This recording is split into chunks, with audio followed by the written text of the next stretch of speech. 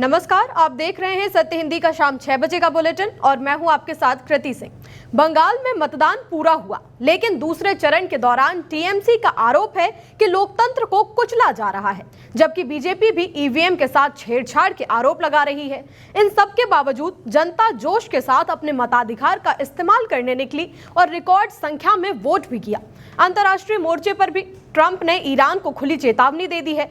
Nuclear deal नहीं हुई तो सख्त से सख्त कार्रवाई तय है। अब जवाब में ईरान भी पीछे नहीं, उसने यूएन में अमेरिका पर समुद्री डकैती का आरोप लगाकर टकराव और ज्यादा बढ़ा दिया है। इन्हीं सब खबरों पर इस बुलेटिन में बात करेंगे, लेकिन पहले देखते हैं शाम की 5 बड़ी खबरें। ममता का आरोप, सीआरपीएफ कर रही हमले, चुनाव में लोकतंत्र कुचलने का दावा।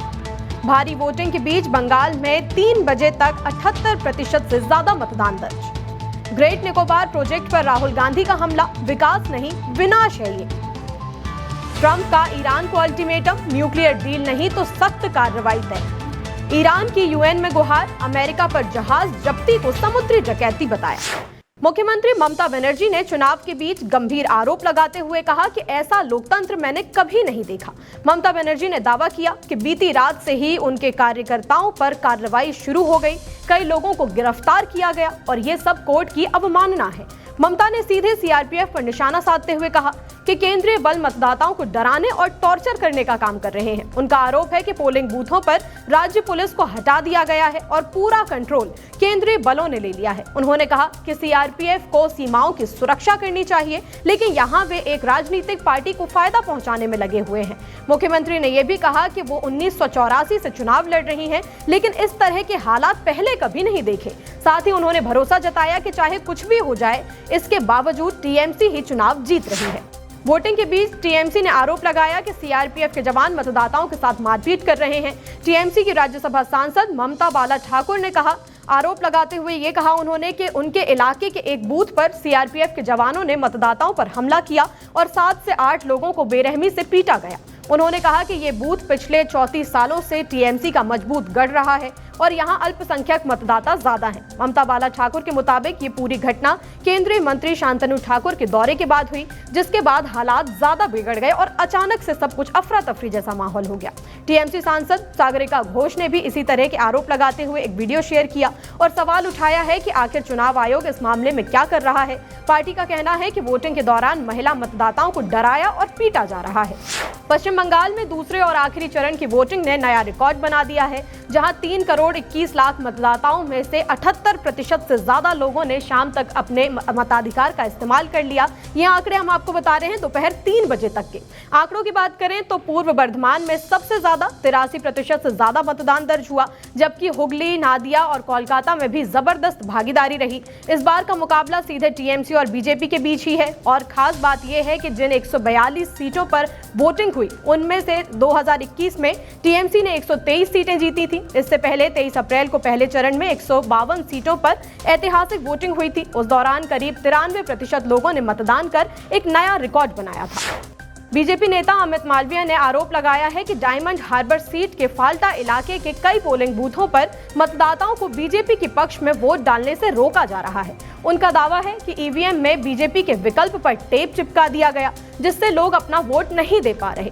मालवीय ने इसे डायमंड हार्बर मॉडल करार देते हुए कहा कि यही तरीका पहले भी इस्तेमाल हुआ था, जिससे अभिषेक बनर्जी को चुनाव में फायदा मिला था। उन्होंने आरोप लगाया कि ये सब ममता बनर्जी के संरक्षण में हो रहा है और चुनाव प्रक्रिया को प्रभावित करने की कोशिश की जा रही है। बीजेपी ने चुनाव आयोग से इस मामले में तुरंत हस्तक्षेप और प्रभावित बूथों पर दोबारा मतदान यानी रीपोल कराने की मांग की है। वहीं इस आरोप के बाद बंगाल की सियासत और गर्मा गई।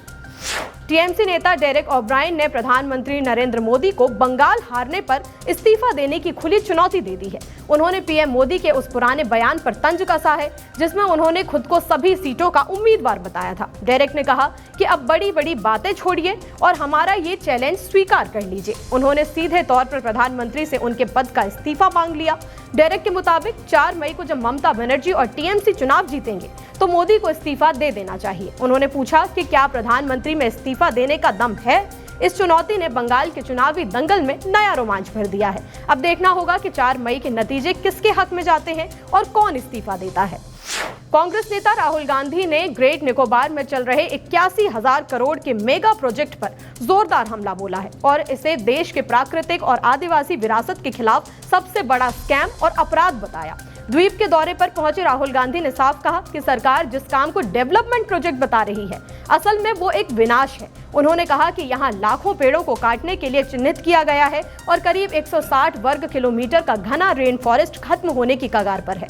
राहुल के मुताबिक ये जंगल सिर्फ पेड़ नहीं बल्कि सदियों की विरासत है और यहाँ रहने वाले आदिवासी समुदायों को नजरअंदाज कर उनके घर बार छीने जा रहे हैं। राहुल गांधी ने भावुक अंदाज में कहा कि ये पेड़ यादों से भी ज्यादा पुराने हैं और इन जंगलों ने पीढ़ियों को पाला है, लेकिन अब सब कुछ खत्म करने की तैयारी है। इस पूरे प्रोजेक्ट को लेकर विवाद इसलिए भी बढ़ गया है क्योंकि नेशनल ग्रीन ट्रिब्यूनल ने इसे मंजूरी दे दी है, जिस पर कांग्रेस पहले ही सवाल उठा चुकी है। रक्षा मंत्री राजनाथ सिंह ने बिश्केक में चल रहे एससीओ सम्मेलन में कहा कि आतंकवाद का कोई धर्म या देश नहीं होता है। राजनाथ के मुताबिक निर्दोष लोगों की जान लेने के पीछे कोई भी वजह जायज नहीं हो सकती, चाहे कारण असली हो या काल्पनिक। आतंक को कभी सही नहीं ठहराया जा सकता। अब उनके इस बयान के बाद भारत में सियासी पारा अचानक से चढ़ गया है। कांग्रेस ने इस पर सवाल उठाया कि क्या मोदी सरकार मानती है कि पाकिस्तान में कोई आतंकी कैंप नहीं चलाए जा रहे? क्या पाकिस्तान में भारत विरोधी सोच को बढ़ावा नहीं दिया जाता? क्या मुंबई और पहलगाम के आतंकी हमलों की साजिश में पाकिस्तान का हाथ नहीं था? कांग्रेस ने आगे लिखा कि साफ है कि ये नरेंद्र मोदी की सरेंडर नीति है, जिसमें वो पाकिस्तान के लिए नरमी दिखाकर ट्रंप को खुश करना चाहते हैं। रक्षा मंत्री का ये बयान राष्ट्र विरोधी है, इसके लिए हिंदुस्तान की जनता उन्हें कभी माफ नहीं करेगी। आम आदमी पार्टी के बागी सांसदों के खिलाफ पंजाब के मुख्यमंत्री भगवंत मान 5 मई को राष्ट्रपति द्रौपदी मुर्मू से मुलाकात करेंगे और राज्यसभा में आम आदमी पार्टी के 7 सांसदों के बीजेपी में शामिल होने का मुद्दा उठाएंगे।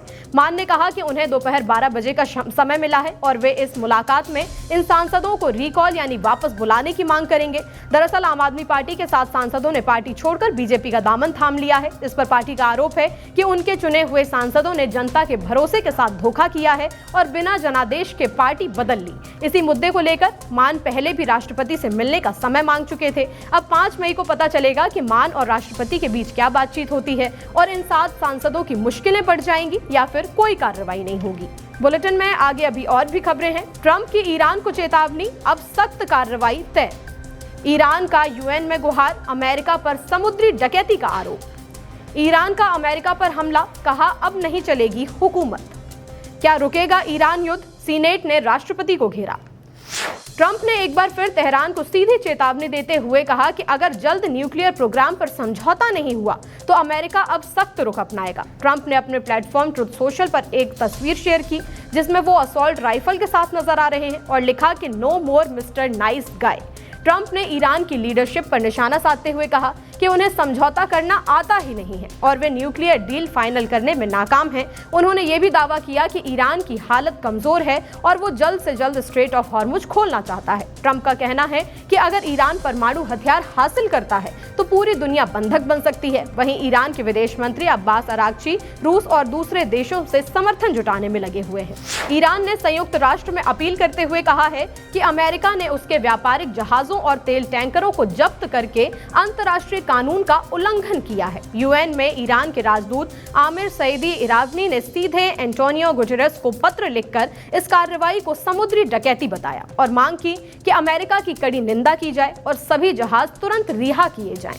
इरवानी ने साफ चेतावनी दी कि अंतर्राष्ट्रीय कानून के तहत ईरान को जवाब देने का पूरा अधिकार है, यानी आने वाले समय में हालात और बिगड़ सकते हैं। दूसरी तरफ अमेरिका का रुख भी सख्त हुआ है। अमेरिकी वित्त मंत्री ने दावा किया है कि अगर नाकाबंदी जारी रही तो ईरान की तेल जमा करने की क्षमता खत्म कर दी जाएगी, जिससे देश में पेट्रोल की भारी कमी और सप्लाई पर बड़ा असर पड़ जाएगा। ईरान ने अमेरिका को कड़ा संदेश देते हुए कहा है कि अब उसकी दादागिरी चलेगी नहीं। ईरान का कहना है कि वॉशिंगटन को अपनी गलती और नाजायज मांगे अब छोड़ देनी चाहिए। असल में इस समय ईरान और अमेरिका के बीच समुद्री रास्ते को खोलने पर बातचीत चल रही है। ईरान ने युद्ध की शुरुआत से ही तेल सप्लाई के सबसे अहम समुद्री रास्ते स्ट्रेट ऑफ हॉर्मुज को बंद रखा है। इस रास्ते के बंद होने से पूरे दुनिया में तेल और गैस के दाम आसमान छू रहे हैं। अमेरिका अब ईरान के उस नए प्रस्ताव पर विचार कर रहा है जिससे ये रास्ता दोबारा खुल सके। हालांकि दोनों देशों के बीच अभी युद्ध तो रुका हुआ है, लेकिन शांति की कोई पक्की राह नहीं निकली है। ईरान ने यह भी कहा कि वो अपनी सैन्य ताकत को दूसरे स्वतंत्र देशों के साथ बांटने के लिए तैयार है। अब सबकी नजरें अमेरिका पर हैं कि वो ईरान की इन शर्तों को कैसे स्वीकार करता है। अमेरिकी सीनेट ने ईरान युद्ध को लेकर राष्ट्रपति ट्रंप से जवाबदेही और कानूनी मंजूरी मांगी है।